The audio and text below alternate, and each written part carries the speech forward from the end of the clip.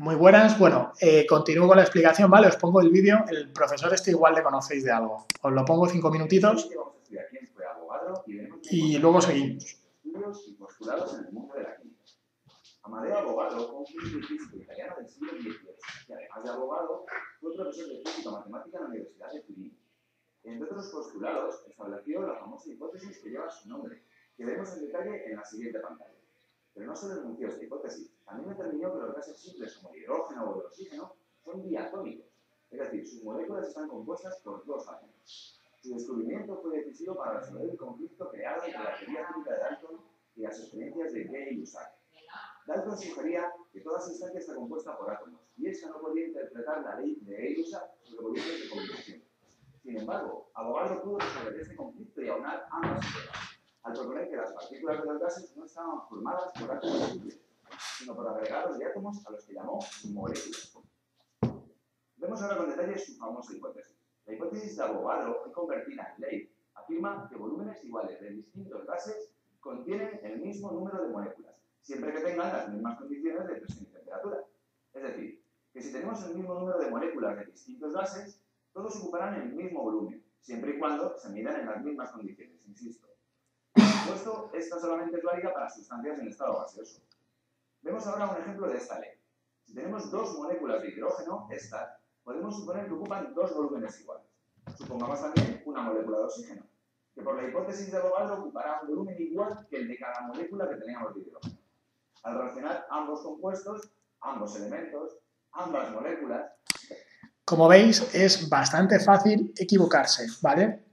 Este señor, que es, para mis alumnos es una eminencia, porque ven muchos vídeos suyos por YouTube y, bueno, sabe de física, sabe de química y tal, y se equivoca, ¿vale? Lo controla y se equivoca. A mí me pasa alguna vez que estoy hablando y no controlo la diferencia entre elemento y compuesto. Vamos, lo controlo, pero me equivoco al decirlo. El elemento se refiere a lo que es la tabla periódica. El compuesto se refiere al conjunto de elementos. Y esos conjuntos de elementos se pueden formar en moles, moléculas, en masa, como sea. Y luego ya habla de moléculas, que es la unidad fundamental de la unión entre átomos, ¿vale? Eso lo tenéis que tener muy claro. Dan como resultado dos moléculas de agua, que de nuevo, por la hipótesis de Avogadro, supondrían dos volúmenes de moléculas de agua, que con las mismas condiciones de presión y temperatura iniciales, ocuparían un volumen igual a las dos moléculas de agua que teníamos al principio. Chulo, ¿verdad? En un primer momento las teorías de Avogadro no fueron acogidas con mucho entusiasmo por sus colegas, pero posteriormente fueron la base para que otros científicos determinaran conceptos y métodos para determinar los pesos atómicos y las fórmulas de composición de la sustancia. Una consecuencia inmediata de la ley de Avogadro era suponer que las masas de un volumen de distintos gases son proporcionales a la masa de cada molécula individual del gas. Esto llevó a definir el famoso número de Avogadro, que lleva su nombre en honor a él, claro. Este número, que es aproximadamente 6,02 por 10 a la 23, ha sido muy importante a lo largo de la historia científica. Indica el número de unidades que queremos contar, átomos, moléculas, partículas, y se delimitó este número como n, el número de átomos o moléculas que hay en un mol de esos átomos o moléculas. Es decir, si consideramos las moléculas de oxígeno, el número de Avogadro nos dice que en un mol de O2 tenemos siempre n moléculas de O2. De la misma forma, si consideramos otra sustancia, por ejemplo el agua, podemos asegurar que en un mol de agua también hay n moléculas de agua. Pero, ¿qué es un mol? Perdón, para nosotros el número de Avogadro va a ser 6,022 por 10 a la 23. Se define como la cantidad de sustancia que contiene el mismo número de entidades elementales que hay en 0,012 kilogramos de carbono 12. Vale, esto es una unidad para entender lo que es el mol, ¿vale? No lo piden, no lo van a pedir, simplemente que lo sepáis como curiosidad, que se utiliza como base el átomo de carbono 12. Este número de entidades elementales corresponde al número de Avogadro. Este concepto, algo complejo a primera vista, ha sido muy importante y ha servido para definir cuál es la masa de un mol o masa molar de cualquier sustancia, que es la masa molecular de una molécula de esa sustancia en gramos. Por ejemplo, si volvemos a tomar el agua como ejemplo, tendremos que la masa molar del agua es de 18 gramos. Y podremos asegurar que un mol de agua tiene una masa de 18 gramos y que esos 18 gramos contienen el número de Avogadro, 6,02 por 10 a la 23 moléculas. Con todo lo expuesto, podemos ya hacernos una idea de lo importante que han sido las teorías de Avogadro para los científicos posteriores. Esto último que acaba de explicar con el agua es lo que os he explicado yo en el vídeo anterior, ¿vale? Y básico para la química actual. Constituye la base de los métodos de determinación de los pesos moleculares y nos permite relacionar las unidades de masa, en gramos, con las unidades de masa atómica, en UMA. Actualmente, estos conceptos y teorías ayudan a la preparación y manipulación de reacciones químicas, ya que la reacción de masa de las sustancias reaccionantes son números enteros. De esta forma se simplifican mucho las ecuaciones estequiométricas. Y con esto termina la clase. Hasta la próxima. Chao. Vale, pues esto. Más o menos lo que ya os he estado explicando, ¿vale? Por aquí no hay nada más interesante que decir. Lo ha explicado este hombre y lo expliqué yo, ¿vale? El número de Avogadro, el concepto de mol, pues también lo hemos visto, ¿vale? Un mol es 6,022 por 10 a la 23 partículas, da igual del elemento que sea, ¿vale? La masa molar, pues es que las unidades son gramos por mol. El mismo valor que el peso molecular o que el peso atómico, lo único que estas dos se mide en UMA y la masa molar se mide en gramos por mol, ¿vale? Pero el resultado, el número como tal, es el mismo. La ley de los gases, vale, la ley de los gases. Aquí lo que tenemos que tener en cuenta es la ley de los gases ideales. Vale, la ley de los gases ideales... Os pongo primero este ejemplito, ¿vale? Este esquema es el que utilizo yo en clases particulares, que es bastante útil. Tenemos en el centro de todo los moles. Este va a ser, si fuese un equipo de fútbol, va a ser nuestro mediocentro. Si fuese un equipo de baloncesto, va a ser nuestro base. Todas las unidades, cuando yo tengo una fórmula, cuando yo tengo una reacción química, cuando tengo esto, todo lo tengo que pasar a moles, porque vamos a jugar con esta relación de numeritos de aquí delante con moles. Si yo tengo masa, me da igual la masa, todo a moles. ¿Que tengo volumen? A moles todo. Vale. Para pasar de moles a masa en gramos se multiplica por el peso molecular. Y para pasar de masa en gramos a moles se divide entre el peso molecular. El número de moles, pues hemos dicho que un mol son 6,022, que es el número de Avogadro, por 10 elevado a 23 moléculas. Pues para pasar de moléculas a moles, la operación contraria, dividir. Para pasar de moléculas a átomos, muy sencillito. Vamos a verlo con un ejemplo. Tenemos el H2SO4. Esa ñ es un número cualquiera que cada día lo pongo de un valor diferente. Esa ñ es el número de átomos que hay en una determinada molécula de algo. Es decir, en el caso del H2SO4, la ñ para el hidrógeno sería 2, la ñ para el azufre sería 1 y la ñ para el oxígeno serían 4. Esto es un poco de sentido común. Si yo tengo una molécula, voy a tener 2 átomos de hidrógeno, 1 de azufre y 4 de oxígeno. Si tengo 2 moléculas, pues 4, 2 y 8. Si tengo 100, 200, 100 y 400 átomos, ¿vale? Y ya por último, me queda explicaros para pasar de moles a litros, que en condiciones normales se multiplica por 22,4 más o menos, y para dividir, o sea, para pasar de litros a moles se divide entre 22,4. ¿De dónde sale ese 22,4? Bueno, pues es muy sencillito.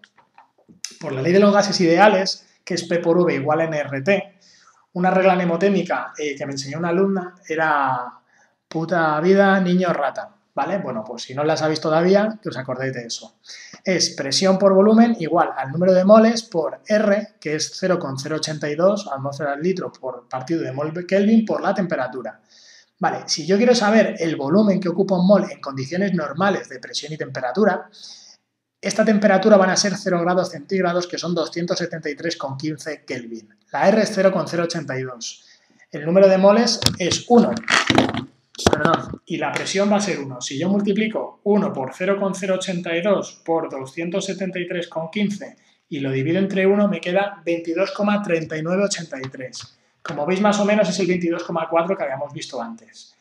¿Que cambian las condiciones de presión y de temperatura? Pues se cambia aquí el dato y ya está, y se obtiene. ¿Vale? La presión se mide en atmósferas, el volumen en litro, los moles en moles y la temperatura en Kelvin, ¿vale? Súper importante. Vale, y explicado esto, ya sí que nos ponemos con las leyes de los gases. Si yo tengo en cuenta que normalmente el número de moles va a ser constante y que la R es un valor constante, yo la T me la puedo traer para acá dividiendo y decir que presión por volumen partido de temperatura es un valor constante, ¿vale? Que en ese caso lo que tenemos es esto de aquí. Esto viene en vuestro libro, que en algunos libros no aparece, pero bueno, en el vuestro sí, y es la ecuación de Clapeyron. ¿vale? Presión por volumen partido de temperatura es constante. ¿Esto qué quiere decir? Que cuando yo tengo dos situaciones diferentes, la presión 1 por el volumen 1 por la temperatura 1 o presión, volumen y temperatura de la situación 1 es igual a presión 2 por volumen 2 por temperatura 2 o presión por volumen por temperatura de la situación 2, ¿vale? Vale, por la ley de Gay-Lussac, Charles y me falta uno, y de Boyle y Marriott, Charles, Gay-Lussac y Boyle Marriott. Vale, vamos a ver diferentes casos, ¿vale? Como os podéis imaginar, yo tengo presión, volumen y temperatura. Bueno, pues vamos a ver en un primer momento qué ocurre cuando el proceso es a temperatura constante, o lo que es lo mismo, isotérmico o isotermo. Esa es la ley de Boyle, y lo que hace es que aumenta la presión bajando, lo bajo, le pongo un peso al émbolo, entonces baja esto. Al bajar el volumen está aumentando la presión. Esto lo podemos ver aquí muy claramente. Si presión por volumen tiene que ser constante, supongamos, para que lo veáis con números más fáciles, si es que esto vale 5 y esto vale 4, el resultado da 20. Si yo duplico esto, 10, el volumen se tiene que reducir a la mitad, 2, para que me siga quedando 20. Al aumentar la presión, disminuye el volumen. Esto lo podéis ver gráficamente si cogéis un folio. Al coger un folio, si yo quiero, bueno, vamos a igualar la presión como si fuese el número de choques de las partículas con las paredes. La temperatura está relacionada con la energía y eso se relaciona con la velocidad de las partículas por la energía cinética. Un aumento de temperatura conlleva consigo un aumento de la velocidad de las partículas. Y por último el volumen, que es el recipiente donde se está moviendo. Vale, si ahora cogéis un folio y vais moviendo el dedo a una velocidad constante porque la temperatura es constante, vais a ver que si yo quiero aumentar el número de golpes con las paredes al doble, el volumen lo tengo que reducir a la mitad. Y al contrario, si quiero reducir el número de las paredes, el número de golpes con las paredes a la mitad, el volumen tiene que aumentar al doble, ¿vale? Con esto de momento paro y, bueno, no, voy a terminarlo aunque quede un poquito más largo y ya está. Vale, ¿qué ocurre cuando tengo en la ley de Charles? Pues Marriott es este, vale, la ley de Charles, lo que hablamos es que la presión es constante, el proceso es isobárico. Pues con la ley de Charles lo que hacemos es aumentar la temperatura. Al aumentar la temperatura, las partículas se van a mover más rápido y lo que va a provocar es que con un volumen constante, vale, el volumen es constante, no la presión. No, la presión es constante. ¿Qué ha ocurrido con el volumen? Ha aumentado. Al aumentar la temperatura, ha aumentado el volumen. Es un proceso isobárico porque la presión es constante. ¿Qué ocurre? Que al aumentar la presión, tiene que aumentar al aumentar el volumen, tiene que aumentar la temperatura, o al aumentar la temperatura, tiene que aumentar el volumen.